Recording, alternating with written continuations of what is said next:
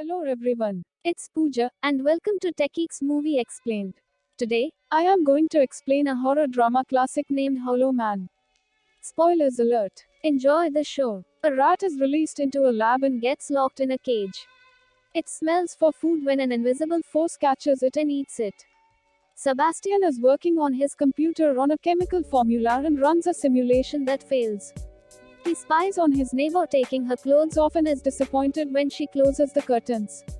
Moments later, he gets an idea and reworks the chemical formula, running another simulation. This time it shows the element is stable. Sebastian calls Linda to tell her about the solution. When he sees the man sleeping in her bed, she tells him that it's not his business anymore. He shows Linda that he cracked the chemical solution for reversion. She's impressed that he was able to solve it out of the blue. Linda wakes Matt up to tell him that they need to go to the lab. She tells him they should take their cars, but Matt thinks she needs to tell Sebastian about them at the right time. That morning, Sebastian arrives at the lab in a heavily guarded compound. He scans his fingerprint to get into an elevator and says his password. Inside the lab, the invisible animals can only be seen through thermal imaging. Matt pets an orangutan and says hello to a gorilla named Isabel. All the animals freak out when she jumps into the cage. He puts on thermal goggles to see her and calms the animal down. When he goes inside to sedate her, she bites him, then runs away. Matt chases her through the lab and runs into Sebastian, telling him that she's been more aggressive. Isabel has been invisible for too long, so it's starting to affect her brain. Sebastian takes a tranquilizer gun and bets Matt on who will get to her first. They find and corner her. Sebastian tranquilizes her. Sarah storms toward them and argues with Sebastian about injecting Isabel with the serum before it's tested. She thinks it's unethical, but he thinks it will save time. He overrules her objection. Linda joins them and reminds Sebastian that he hired Sarah because she's the best vet in the country. Later, Linda is prepping the serum and tells Sebastian that she'll be ready soon. Sarah informs him that the gorilla is doing well and Carter walks in, saying that he's just the medical standby. Frank calls in from tech and tells them that they are ready also. Linda locks the serum into an injection gun and Matt gets it ready. Sarah looks for a vein in Isabel's arm, and when she finds it, Sebastian takes the gun from Matt, saying that he will do it. He injects her and the serum visibly moves through her veins and body. Her heartbeat is elevated. The gorilla's body begins to show up in the air, happy that it's working. Suddenly, she starts to get worse and she goes into cardiac arrest. Isabel's heart stops, so Linda shocks her with a defibrillator. She keeps doing it a few times until her heart starts pumping again. When Isabel begins stabilizing, her body continues to become visible. Tech informs them that her quantum signatures have become stable. Everyone rejoices that they did it. Sarah thinks that she's going to be okay. Later, they are back to her cell together. Sebastian tells Sarah to get her ready for vivisection on Monday, and when she gets incredibly angry, Matt convinces her that he's joking. And he is. Sort of. Linda jumps in and suggests they go to celebrate their success. They celebrate in a restaurant. Then Linda and Sebastian have a heart-to-heart, with him wanting to get back together with her. She rejects him.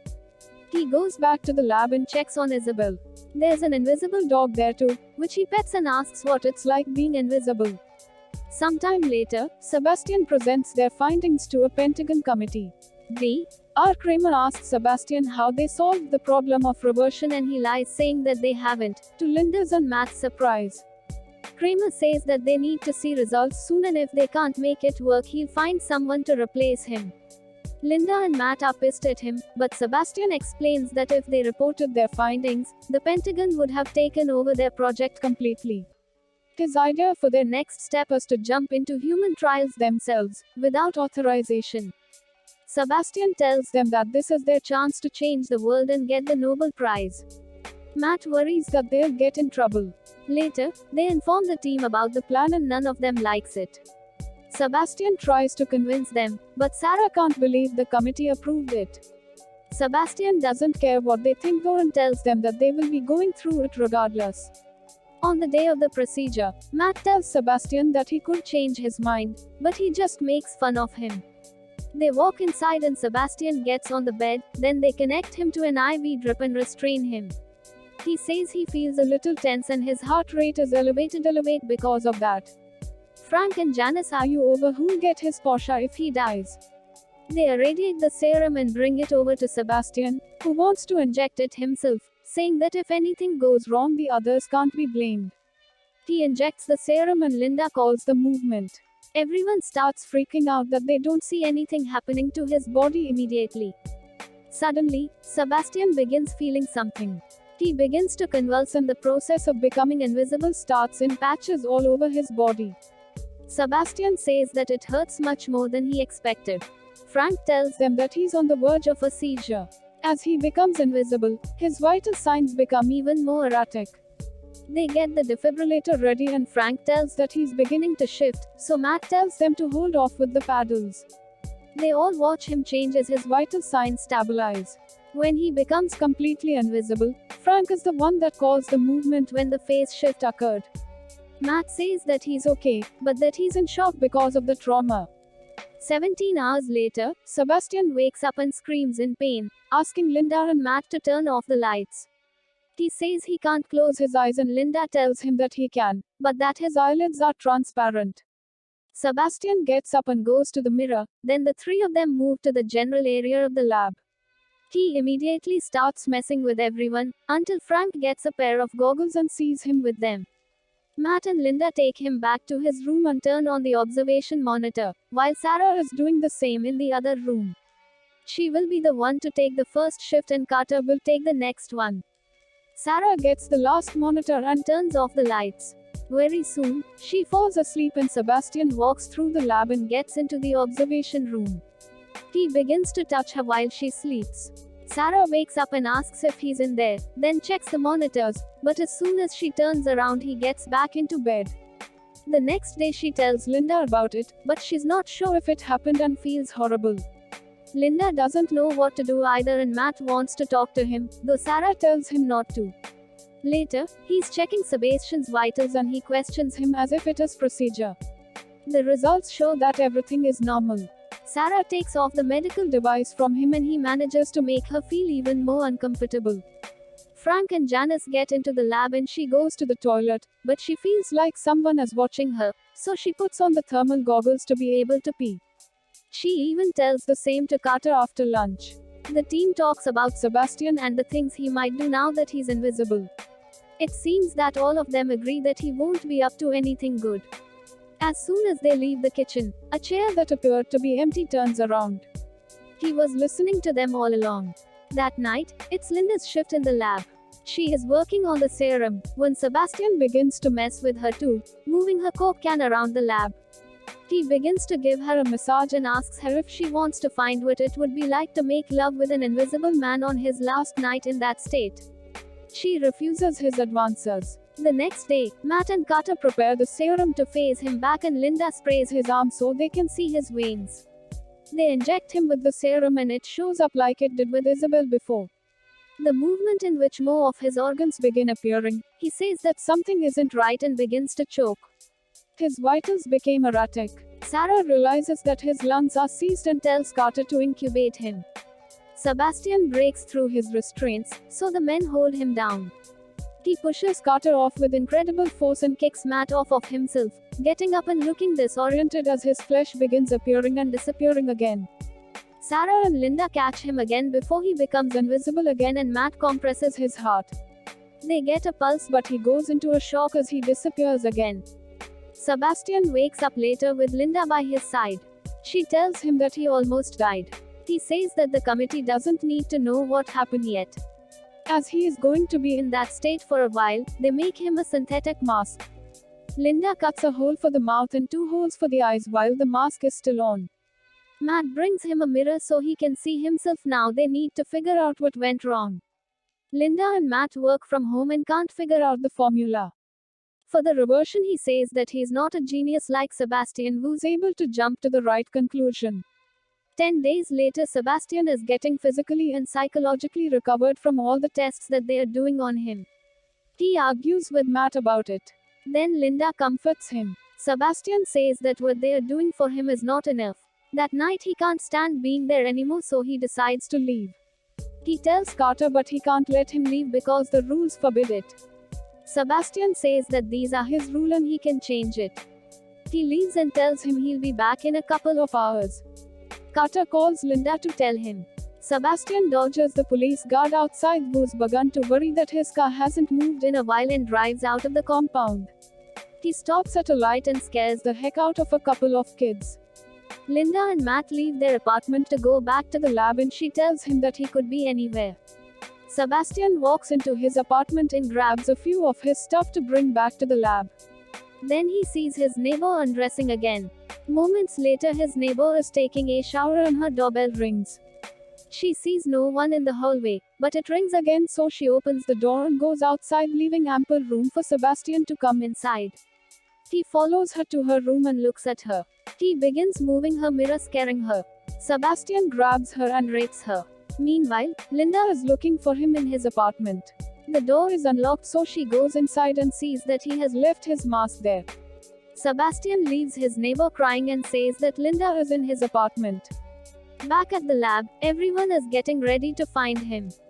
They pass equipment around and talk about the fact that no one outside of them can find out what he is.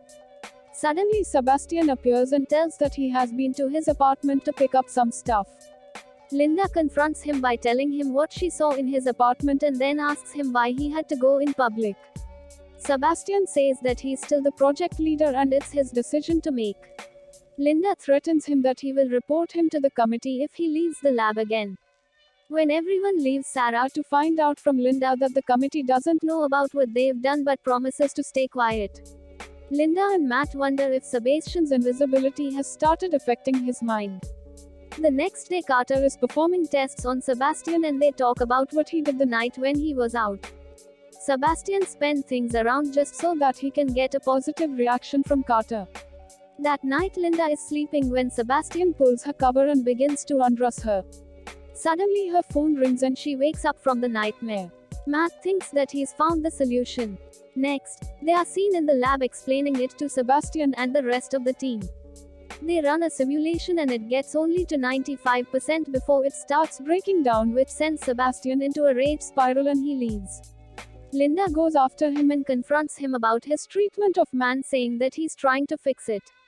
Sebastian says that he has a gift that he can't even use and if she wasn't so short-sighted she would let him explore. Later he gets an idea about the security camera and tells Frank that he will be in the lab. He gets a few tools and breaks the camera to make it look like he is there. After that, he goes to Linda's apartment and spies on her. Matt walks into her apartment, which makes Sebastian angry, so when they go to the other room to make love, he breaks the window. Matt doesn't see anything, so Linda calls the lab to check if Sebastian's there. Frank sees him on the camera.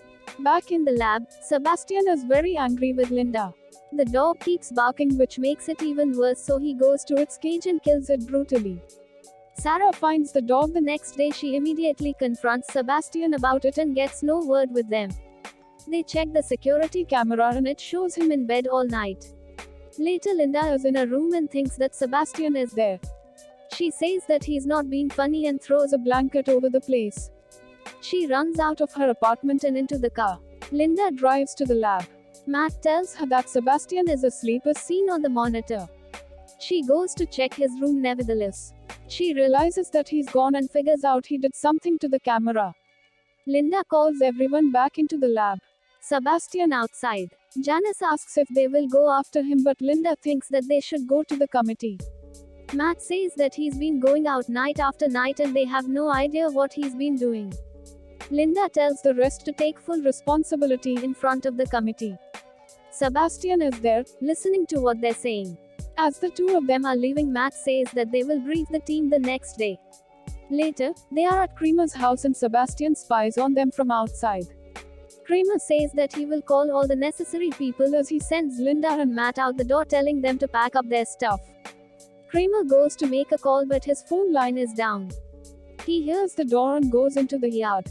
Sebastian appears in the smoke from him, then pushes him into the pool and drowns him viciously. Sebastian comes out of the pool before the Kramer's wife comes down to check on him. The next day Linda comes back to the lab and Sebastian scares her. Matt tells her that it's going to be a busy day.